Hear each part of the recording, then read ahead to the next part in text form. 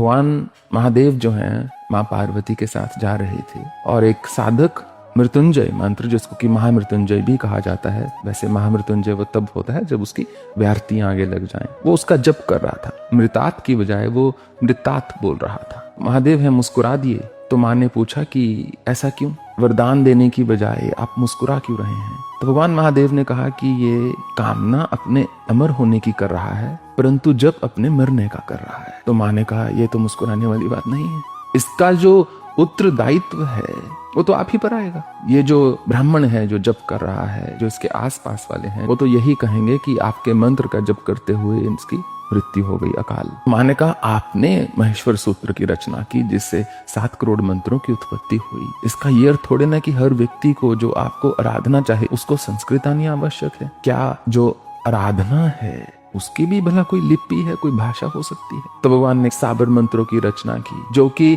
भिन्न भिन्न लोक भाषाओं में उपलब्ध हैं और इसका अत्यधिक प्रचलन हुआ नाथ संप्रदाय से, जो कि मत्स्येंद्र नाथ से शुरू हुआ। तो शिव से शावर बना, जो शिव जैसा हो, जिस पर शिव का वरद हस्त हो। शावर मंत्र जो थे कभी भी किसी भी किताब में लिखे ही नहीं गए। ऐसा नहीं कि किताबें छपी नहीं, कभी भी इस ध्येय से शावर मंत्रों को नहीं आगे दिया गया, क्योंकि परंपरा जो चलती है उसमें जब सिद्ध होते हैं इतना दृढ़ हो जाता है कि जो वो मुख से वचन निकले वही मंत्र है। तो अत्याधिक शावर मंत्रों के अंत में 1-2 पंक्तियां आती हैं। एक फुरो मंत्र ईश्वरवाच।